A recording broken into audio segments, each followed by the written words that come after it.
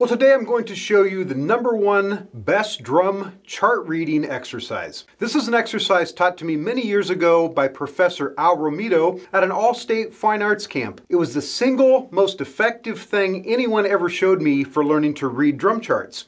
And I know it'll help you tremendously too. By the way, if you're new to Brad Allen Drums, I'm a Kansas City area jazz drummer. I'm also a private teacher who has helped many different students learn to play jazz, including my student Zach Forsyth, who became a professional drummer and toured China with trumpeter Lee Sachuan. Okay, what I'm going to show you here is particularly important for big band jazz chart reading, but what I'm going to show you here will also help with other types of drum charts and situations as well. I have written the exercises I'm going to demonstrate out for you. You should pause the video here and download them so you can follow along with me. Just follow the link in the video or in the notes below to download them absolutely free. I'll wait.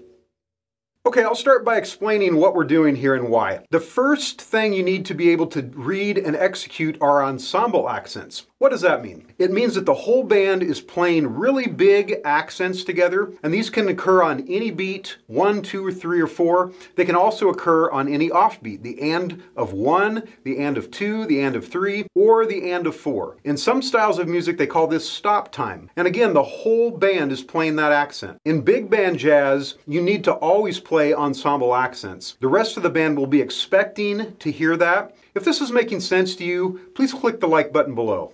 You need to be able to stop whatever beat you're playing in the song, play the accent with the band, and then get right back into the beat very smoothly. You also need to prep the band. You need to play a note on the quarter note that immediately precedes the accent. That's called a prep. This helps the band play the accent together, and it's really important. To get good at reading drum charts, you first need to develop consistent systems of playing them. For this exercise, we're going to always play the accents on the crash cymbal and the bass drum. We'll play all of our preps on the snare drum. I'm going to take you through the entire exercise here so you can hear what each should sound like. I'll play each line twice. I'm going to play them fairly slow. And when you practice this, you should also start off very slow, then gradually move up your metronome so you can do this at any tempo. You should first practice this jazz style, then go through it again playing a rock beat. You should practice this 3 ways. The first way is just proceed each accent with one note on the snare drum on the quarter note right before the cymbal accent. Here's what it sounds like playing jazz style.